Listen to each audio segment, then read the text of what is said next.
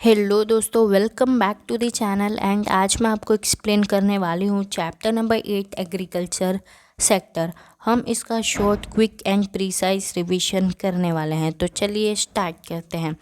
सबसे पहले तो यार, एग्रीकल्चर को हमारे इकोनॉमी का बैकबोन कहा जाता है। वो क्यों? तो देखिए, इंडिया है एक एग्रीकल्चरल नेशन। यहाँ पर बहुत सारे लोग एग्रीकल्चर पे ही डिपेंडेंट है। अब अगर एग्रीकल्चर सेक्टर फेल हो जाता है तो इससे क्या होगा ना कि इंडस्ट्रियल सेक्टर भी फेल हो जाएगा। लेकिन कैसे? तो देखो, इंडस्ट्री को अगर आपको चलाना है तो आपको चाहिए रॉ मटेरियल, और वो रॉ मटेरियल हमको मिलता है एग्रीकल्चर से। एग्रीकल्चर में हम सब्जियां उगाते हैं, फल उगाते हैं, कॉटन, ये सब ग्रो करते हैं। तो भाई ये कहीं ना कहीं इंडस्ट्रियल सेक्टर के लिए तो रॉ मटेरियल हुआ। तो अगर उनको रॉ मटेरियल नहीं मिला तो वो फेल हो जाएंगे। एंड अगर एग्रीकल्चर सेक्टर फेल हो गया, इंडस्ट्रियल सेक्टर फेल हो गया, तो ऑफ कोर्स इसका इम्पैक्ट सर्विस सेक्टर पे भी पड़ेगा और ये भी फेल हो जाएगा। तो हम ऐसा कह सकते हैं कि अगर एग्रीकल्चर फेल हुआ तो तीनों के तीनों सेक्टर फेल हो जाएंगे। और अगर एग्रीकल्चर पे ग्रोथ देखने मिला तो भाई तीनों के तीनों सेक्टर में ग्रोथ देखने मिलेगा। Hence agriculture is considered as backbone of an economy. I hope this is clear. Let's move on. So the next topic is importance of agriculture sector.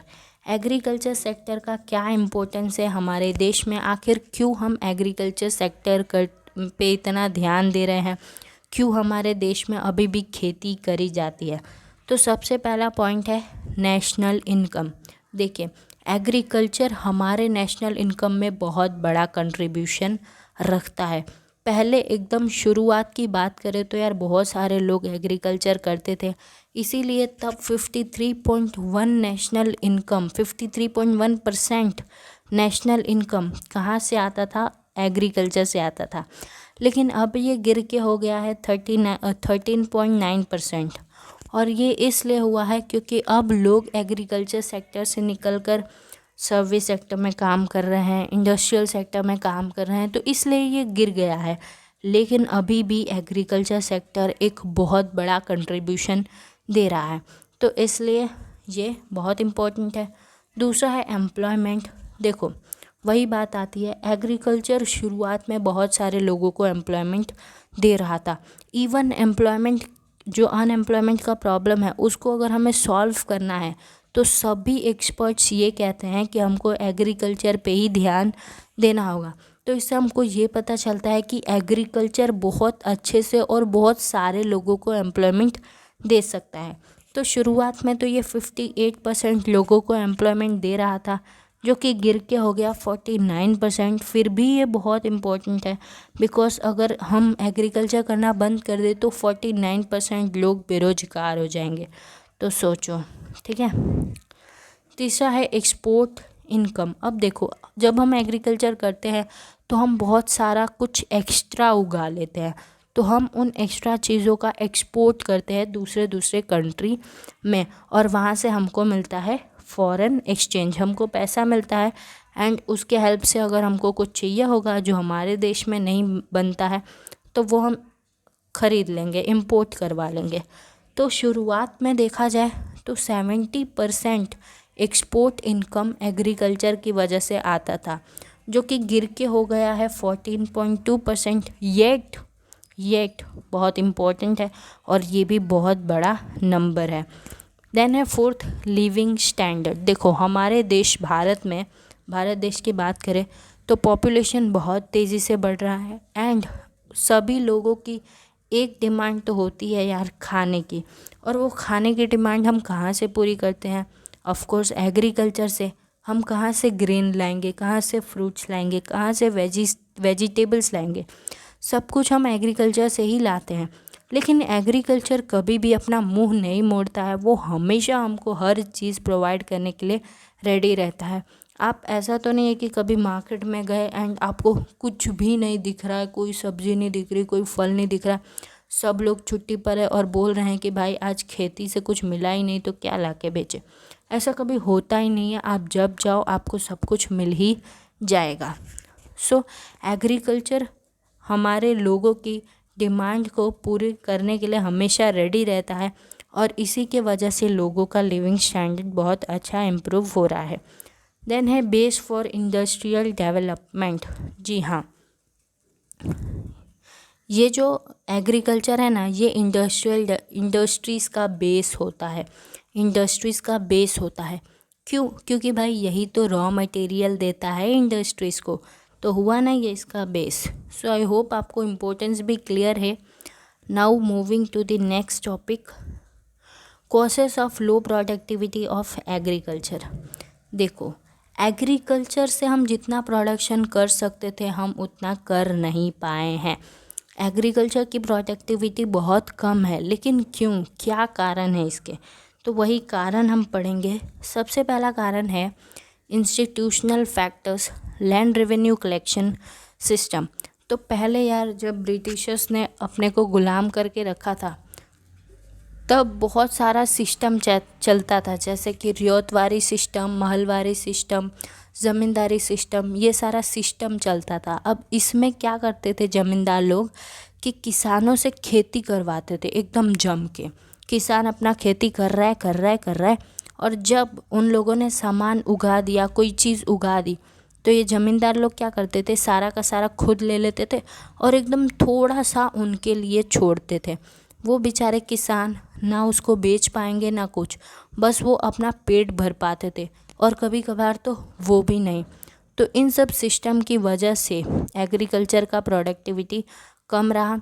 दूसरा, एग्रीकल्चर फाइनेंस। जब भी हमारे किसानों को पैसों की ज़रूरत होती थी पेस्टिसाइड्स के लिए, मशीन्स के लिए या कुछ भी खरीदने के लिए, तो उनके पास पैसे नहीं थे और जब वो जाते थे मनी लेंडर्स के पास से पैसे लेने, तो उनको बहुत हाई रेट पे पैसे दिए जाते थे, हाई रेट के इंटरेस्ट के साथ। कुछ फार्मर्स चुका पाते थे लेकिन बहुत सारे फार्मर्स चुका नहीं पाते थे, फिर वो सुसाइड करते थे एंड ये सारी प्रॉब्लम आती थी। तो ये भी रीज़न है कि एग्रीकल्चर का प्रोडक्टिविटी कम रहा। तीसरा है एग्रीकल्चर मार्केटिंग। देखो, हमारे जो किसान थे वो शुरू से ही इलिटरेट रहे, वो पढ़े लिखे नहीं थे, तो पता है ब्रोकर्स उनको उल्लू बनाते थे। ब्रोकर्स क्या करते थे, उनके पास से कम दाम में उनके क्रॉप्स खरीद लेते थे और फिर खुद मार्केट में जाके बहुत ज़्यादा दाम पर बेच के प्रॉफिट कमाते थे। तो इससे ओवरऑल नुकसान हमारे किसान का होता था और फिर वो किसान मोटिवेटेड नहीं रहता था। वो सोचता था कि यार एग्रीकल्चर से फ़ायदा तो हो नहीं रहा है तो क्या करने का, तो वो मोटिवेटेड नहीं रहता था, उसका मोटिवेशन लेवल गिर जाता था क्योंकि उसे अपनी उगाई हुई चीज़ों का सही दाम ही नहीं मिलता था। तो ये भी एक कारण है।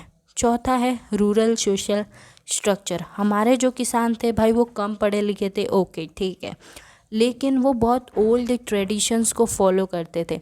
वो लोग क्या करते थे कि समझ लो बारिश आ गई बहुत ज़्यादा या फिर बाढ़ हो गया बहुत ज़्यादा, तो वो लोग खुद के किस्मत पे रोने लगेंगे। वो लोग ये नहीं सोचते थे कि अब क्या स्टेप ले, ये सब वो बिल्कुल सोचते ही नहीं थे, बस उन्हें अपनी किस्मत पे रोना है।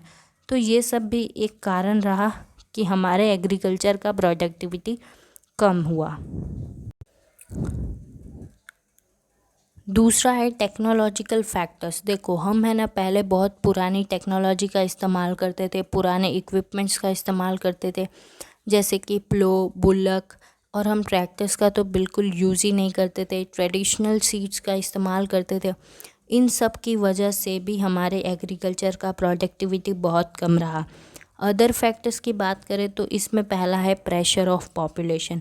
हमारे एग्रीकल्चर पे पॉपुलेशन का बहुत प्रेशर बढ़ता गया क्योंकि हमारी कंट्री इंडिया में पॉपुलेशन बहुत हाई स्पीड से बढ़ रहा है। तो ये भी एक कारण था कि हमारे एग्रीकल्चर का प्रोडक्टिविटी कम रहा।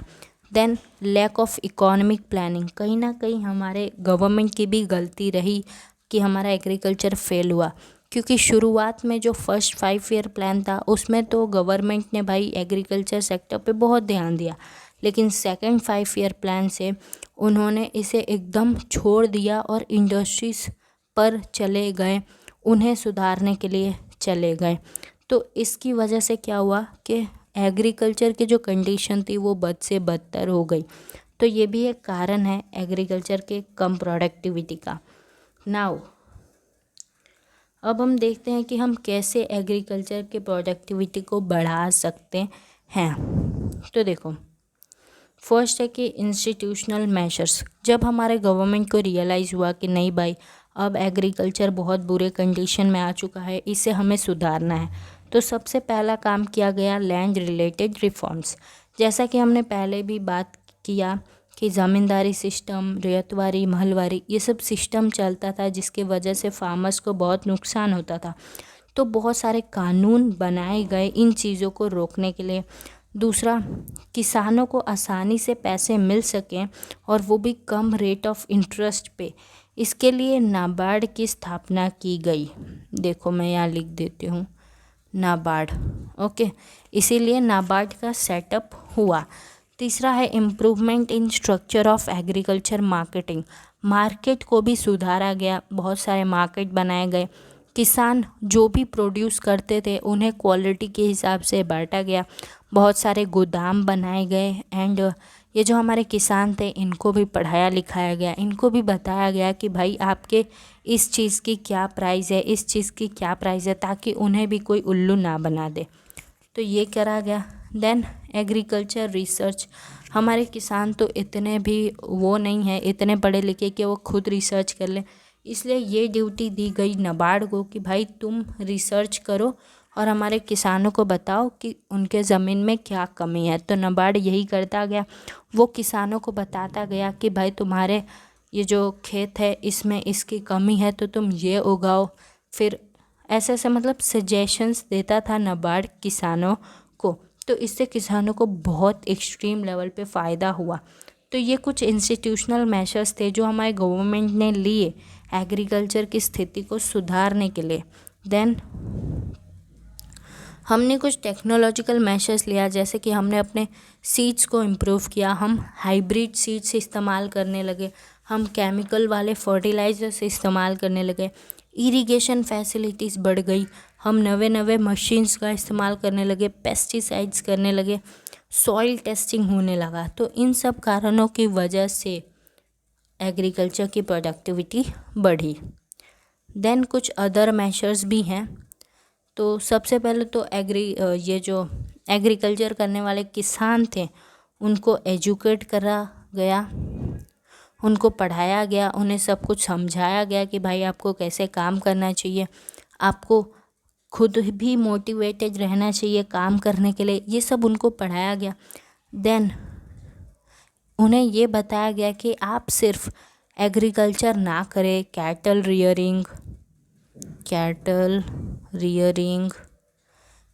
रियरिंग, देन पोल्ट्री फार्मिंग, इन सब चीज़ों पर भी आप काम करना शुरू कर दीजिए। देन स्मॉल इंडस्ट्री सेटअप करी गई रूरल एरियाज़ में ताकि किसानों को और फ़ायदा हो।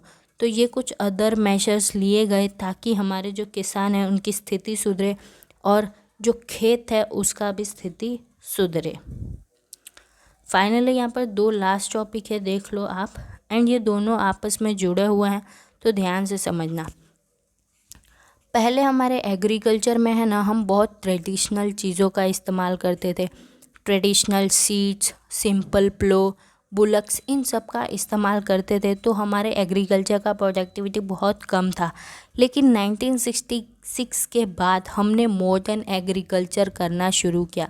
हम क्या करने लगे, हाइब्रिड सीड्स का इस्तेमाल करने लगे, केमिकल फर्टिलाइजर्स का इस्तेमाल करने लगे, पेस्टिसाइड्स का इस्तेमाल करने लगे। अब इसकी वजह से हुआ क्या कि अचानक से बहुत प्रोडक्शन बढ़ गया, तो हमने इसको एक रेवोल्यूशन कहा। अब क्योंकि ये रेवोल्यूशन एग्रीकल्चर का था इसीलिए इसे ग्रीन रेवोल्यूशन कहा गया। ओके, ये जो ग्रीन रेवोल्यूशन था ना, ये पहले तो सिर्फ 7 डिस्ट्रिक्ट्स में ही था, लेकिन बाद में ये और बढ़ गया। तो यही था ग्रीन रेवोल्यूशन। आई होप सब कुछ आपको क्लियर है और यहाँ पर हमारा ये चैप्टर होता है फिनिश। अगर आपको सब समझ आया तो make sure you like the video of course, and if you are new subscribe the channel. मैं आपके लिए ऐसे ही और वीडियोस लाते रहूँगी। तब तक के लिए bye bye, tata and out जो।